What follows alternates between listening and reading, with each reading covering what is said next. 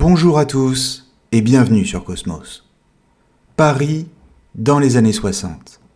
À sa fenêtre, un homme regarde la ville qui s'éveille au petit matin.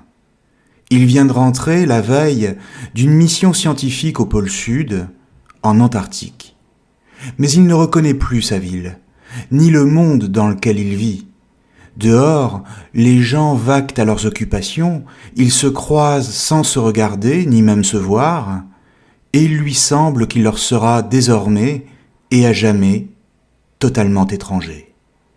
Cet homme, c'est le docteur Simon, et il a laissé derrière lui la femme qu'il aime, pour toujours prisonnière de la glace, à 1000 mètres de profondeur. Une femme qu'il a aimée d'un amour exceptionnel, mais impossible, et donc désespéré. C'est ainsi que commence le roman La Nuit des Temps, de l'écrivain français René Barjavel, publié en 1968. Quelques mois plus tôt, les scientifiques de l'expédition dont il faisait partie avaient fait une étrange découverte. Les sondes qui scrutaient les profondeurs de la glace leur avaient envoyé sur les téléscripteurs le dessin de lignes parfaitement droites, c'est-à-dire telles que la nature n'aurait jamais pu les tracer toute seule. Pour que de telles lignes soient possibles, il fallait forcément qu'elles soient tracées par une main humaine. On comprend alors rapidement qu'il s'agit des vestiges d'une ancienne civilisation, aujourd'hui disparue. Mais surtout, cette découverte s'accompagne, à la stupeur de tous, d'un signal sonore à intervalles réguliers, émis par une balise enfouie au fond de la glace. Les experts localisent alors son point d'émission, soit 900 mètres à la verticale, en dessous du niveau de la surface. Ils estiment que la glace à cette profondeur est ancienne d'au moins 900 000 ans. Et pourtant, aucun doute possible, une balise émet bien un signal, comme un appel, qui attend une réponse depuis près d'1 million d'années. La communauté internationale s'organise et des savants venus du monde entier arrivent sur le site, au point 612 du cercle polaire. Parmi eux, un chimiste américain, Hoover, et une anthropologue soviétique, Leonova, sans compter des Français, des Japonais, des Turcs, et qui vont tous devoir travailler ensemble pour percer un mystère dont chacun se doute bien qu'il aura une importance capitale pour l'humanité tout entière. D'ailleurs, les événements sont retransmis à la télévision, partout dans le monde, et passionnent plusieurs milliards d'individus qui attendent des réponses. Alors, on commence à percer la glace, à forer un puits pour descendre au niveau de la balise. Et là, on découvre une gigantesque sphère en or, aussi haute qu'un immeuble de plus de 20 étages. On perce la sphère, mais à l'intérieur, tout s'effondre au contact de l'air, tout sauf un œuf, lui aussi en or, qui se trouve au centre de la sphère. Et c'est là que les explorateurs vont faire la plus incroyable des découvertes, car à l'intérieur de l'œuf, ils trouvent un couple d'êtres humains, nus, allongés dans 2 blocs transparents remplis d'hélium, et plongés dans un profond sommeil, dans le froid absolu, à moins 273 degrés. On ne peut pas voir leur visage, car ils sont recouverts d'un masque respiratoire en or, lui aussi, pour leur permettre de supporter l'hibernation. Pourtant, les médecins sont formels, ils sont vivants, bien que dans cet état depuis plus de 900 000 ans. La décision est donc prise de les ranimer, et à l'issue d'un débat qui oppose toute l'humanité pour décider par lequel commencer, l'homme ou la femme, les scientifiques décident de commencer par la femme. Elle parle une langue étrange et inconnue, mais qu'on arrive peu à peu à traduire. Elle s'appelle Eléa. Elle explique que quand on l'a endormie, cela ne devait durer que quelques semaines, peut-être quelques années. Et comme elle ne s'imagine pas avoir été inconsciente si longtemps, on craint de lui dire la vérité. En effet, son monde, ses proches, tous les gens qu'elle a connus ou aimés, sont morts depuis presque 1 million d'années, alors qu'elle est restée aussi jeune et aussi belle qu'à l'époque où elle a été mise en hibernation. Le docteur Simon, qui participe aux opérations, la regarde, et il tombe aussitôt amoureux de cette femme, venue d'ailleurs, un ailleurs qui est notre monde, mais bien longtemps en arrière. Elle raconte alors son histoire, et comme sa technologie est si avancée, elle dispose d'un cercle d'or qu'elle se pose sur la tête, et qui permet de visualiser sur tous les écrans de télévision du monde entier tous les souvenirs contenus dans sa mémoire. Tout le monde peut la voir à l'époque de son bonheur perdu avec l'homme de sa vie, Païkan. Simplement, le récit de sa vie passée s'inscrit également sur la toile de fond de l'histoire de sa civilisation, Gondawa. Gondawa, c'est une civilisation perdue donc, où chaque couple était prédestiné et formait un tout insécable, inséparable, et où l'amour avait une toute autre signification qu'aujourd'hui. Ce que raconte cette histoire d'amour entre Eléa et Païkan, c'est l'idée de la prédestination amoureuse, selon laquelle chaque être a, quelque part dans le monde, une âme sœur, mais dont la réunion est à l'époque de Gondawa rendue possible par des ordinateurs qui savent tout de tout homme et de toute femme, et qui savent donc quel individu conviendra le mieux pour chacun. La technologie a pour ainsi dire aboli le hasard. C'est donc le mythe de l'androgyne qui est décrit ici, mais qui est rendu possible dans le roman par les progrès de la technoscience. Hommes et femmes sont donc heureux, dans la mesure où chacun vit avec celui ou celle pour qui il est fait. Pourtant, cet équilibre parfait entre les êtres fut détruit par une guerre avec une civilisation étrangère et rivale de Gondawa, et qui s'appelle Enisorai. Le cataclysme qui en découla fit basculer la Terre de son axe et provoqua un bouleversement des continents. Rien de ce qui avait existé ne survécut, et c'est ainsi que pour éviter la disparition totale et définitive de l'humanité, le plus grand savant de Gondawa, un certain Koban, qui se trouve être l'homme resté en hibernation, fabriqua une sphère capable de résister au choc cataclysmique qui allait détruire la civilisation, ainsi que presque toute trace de vie sur Terre. Cette cellule de survie ne pouvant contenir que 2 individus en état d'hibernation, il fallait absolument trouver la plus belle des femmes et le plus intelligent des hommes afin de permettre à l'humanité de se perpétuer dans un avenir plus favorable, et ainsi de sauvegarder les connaissances accumulées par Gondawa, à commencer par la mystérieuse équation de Zoran, laquelle permet, si on sait la déchiffrer, de créer une énergie extraordinaire, des milliers de fois plus puissante que l'énergie nucléaire d'aujourd'hui. C'est pourquoi Eléa fut choisi, et que Koban se désigna lui-même comme l'homme à sauver, en raison de ses immenses connaissances scientifiques. L'amour d'Eléa et de Païkan fut donc sacrifié, et on ne leur laissa pas le choix. Eléa devait survivre au nom d'une cause plus haute, celle de la survie de l'humanité, et Païkan devait mourir en même temps que tous les êtres humains dans l'explosion provoquée par Enisorai. Ce sont donc près de 3 milliards d'hommes et de femmes qui, par l'intermédiaire des caméras de télévision et des retransmissions satellites, assistent au dernier moment de cette histoire d'amour, puisque tout ce que dit Eléa est automatiquement retransmis en images. Simplement, les scientifiques comprennent tout de suite que ces adieux, ô combien déchirants, furent dans le même temps totalement inutiles. Pourquoi ? Eh bien simplement parce que l'humanité a survécu à ce cataclysme, et qu'on ne découvrit la sphère qu'1 million d'années plus tard, En d'autres termes, certains individus avaient dû échapper aux explosions, permettant à leur descendance de reconstruire ainsi patiemment, siècle après siècle, millénaire après millénaire, le monde qui est devenu le nôtre.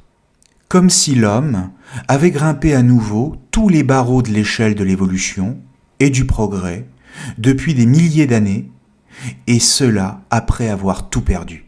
C'est ce que comprend le scientifique américain Joe Hoover quand il répond à Leonova, la savante soviétique.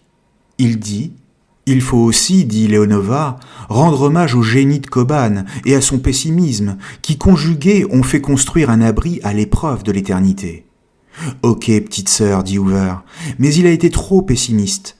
L'arme solaire n'a pas détruit toute la vie terrestre. Puisque nous sommes là, il y a eu des survivants, des végétaux, des animaux et des hommes. Sans doute très peu, mais c'était suffisant pour que tout recommence. Les maisons, les fabriques, les moteurs, l'énergie en bouteille, tout le Saint-Frusquin dont ils vivaient avait été fracassé, anéanti. Les rescapés sont tombés le cul par terre, tout nus. Ils étaient combien ? Peut-être quelques douzaines, dispersés dans les 5 continents. Plus nus que des vers, parce qu'ils ne savaient plus rien faire. Ils avaient des mains dont ils ne savaient plus se servir. Qu'est-ce que je sais faire avec mes mains, moi, monsieur Hoover grosse tête, à part allumer ma cigarette et taper sur les fesses des filles? Rien, zéro. S'il me fallait attraper un lapin à la course pour pouvoir bouffer, vous voyez le tableau? Qu'est-ce que je ferais si j'étais à la place des survivants? Je boufferais des insectes, et des fruits quand ce serait la saison, et des bêtes crevées quand j'aurais la chance d'en trouver. Voilà ce qu'ils ont fait. Voilà où ils sont tombés, plus bas que les premiers hommes qui avaient tout commencé avant eux, plus bas que les bêtes. Ils sont repartis d'au-dessous du barreau le plus bas de l'échelle. Et ils ont refait toute la grimpette. Ils sont retombés en route. Ils ont remonté encore, et retombé, et obstinés et têtus, le nez en l'air, ils recommençaient toujours à grimper, et j'irai jusqu'en haut, et plus haut encore, dans les étoiles. Et voilà, ils sont là. Ils sont nous. Ils ont repeuplé le monde. Et ils sont aussi cons qu'avant, et prêts à faire de nouveau sauter la baraque. C'est pas beau, ça? C'est l'homme. Fin de citation. En effet, tout avait donc recommencé. Pour le meilleur et pour le pire, quitte à tout remettre en cause, à l'époque de l'arme nucléaire. Mais comme nous allons le voir, les similitudes entre Gondawa et notre monde sont bien plus importantes encore. Pourquoi ? Pour le comprendre, il faut d'abord s'arrêter sur ce thème de la civilisation disparue, laquelle serait idéale et bien supérieure à la nôtre, autant du point de vue de l'harmonie des êtres, ce dont on peut douter d'ailleurs, puisqu'ici Gondawa a pris part à sa propre destruction dans un conflit dévastateur, que sur le plan technologique. On pourrait même dire que ce thème hante toute civilisation. Parce que s'interroger sur l'origine du monde et des hommes et exiger des réponses, soit par la voie du mythe d'abord, soit par celle de la science ensuite, est un enjeu constant pour les individus comme pour l'humanité. L'origine est une question obsédante, car c'est aussi celle de l'identité. L'enjeu est donc de savoir qui on est, ni plus ni moins. Or, l'origine, notre origine, est rarement ce que l'on croit. C'est ainsi notamment qu'est apparu avec Platon le célébrissime mythe de l'Atlantide, dans 2 textes intitulés Timée et Critias. Mais précisons ici qu'il existe une querelle entre spécialistes, car certains considèrent que le Critias n'est pas un texte de Platon, en raison de ses incohérences, et aussi parce qu'il est inachevé. Or, le monde perdu décrit par Barjavel, c'est pour ainsi dire la même chose que l'Atlantide chez Platon. On pourrait même dire qu'il s'agit d'une réactualisation du mythe dans la littérature contemporaine. Mais alors, si presque tout le monde a, au moins une fois dans sa vie, entendu parler de l'Atlantide, de quoi s'agissait-il exactement chez Platon, lequel, encore une fois, fut le premier à l'évoquer? Et surtout, l'Atlantide a-t-elle vraiment existé? Peut-on établir la part de vérité comprise dans le mythe? En clair, une société idéale A-t-elle vraiment existé?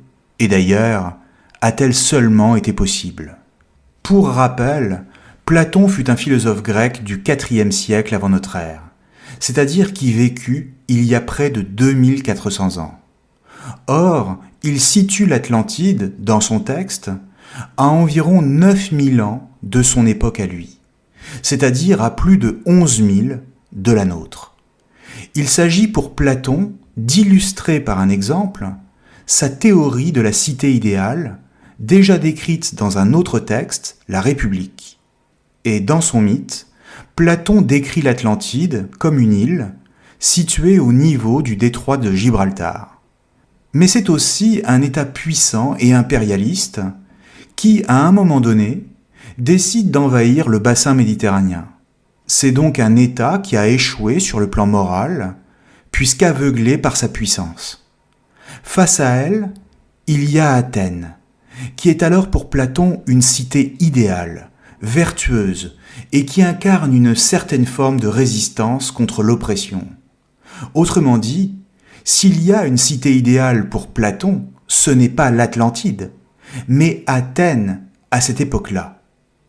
Or, Athènes a changé de visage à l'époque où le philosophe écrit son texte, et elle est elle-même devenue impérialiste et toute puissante.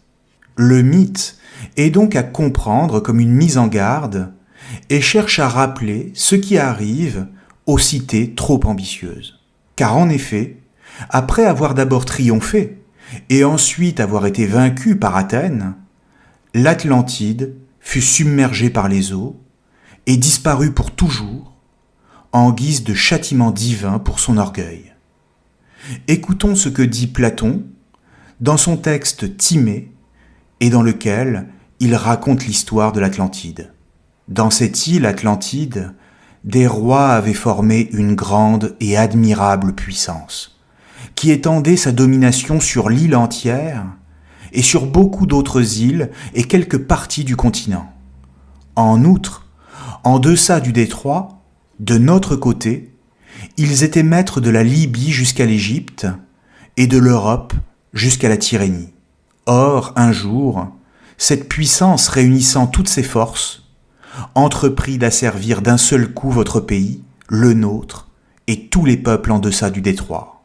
Mais dans le temps qui suivit, il y eut des tremblements de terre et des inondations extraordinaires, et dans l'espace d'un seul jour et d'une seule nuit néfaste, tout ce que vous aviez de combattants fut englouti d'un seul coup dans la terre, et l'île Atlantide, s'étant abîmée dans la mer, disparut de même. Fin de citation. Alors, à la suite du texte de Platon, de nombreux explorateurs chercheront tout au long de l'histoire à découvrir les ruines de l'ancienne civilisation, et certains soutiendront même leur certitude de l'avoir découverte. Or, la cité décrite par Platon est une atopie, c'est-à-dire littéralement un non-lieu, un lieu qui n'existe pas. Mais c'est justement parce que ce lieu n'existe pas qu'il nous en dit beaucoup sur la fascination des hommes pour l'origine, à savoir que s'il y a bel et bien une origine, celle-ci se perd toujours dans les sables quand on remonte aux temps les plus immémoriaux. Et ainsi la vérité historique laisse la place à la rêverie du mythe et à ses interprétations. Par conséquent, elle est toujours, en dernier ressort, inconnaissable et ne peut avoir de véritable valeur que celle qu'on veut bien lui accorder. Et en l'occurrence, il était nécessaire pour Platon d'accorder une certaine origine à la cité d'Athènes en lui attribuant un passé glorieux afin de la mettre en valeur et de lui rappeler, dans le même temps, ses devoirs moraux en tant que puissance du monde méditerranéen. Il lui fallait donc élaborer une certaine vision d'Athènes afin de servir de modèle à sa cité idéale, c'est-à-dire à sa théorie politique, précisément pour donner une origine à celle-ci. Mais le mythe nous montre aussi toute la difficulté à imaginer une cité idéale, car il faut pour cela inventer une histoire relativement compliquée et surtout imaginaire, afin de la rendre légitime.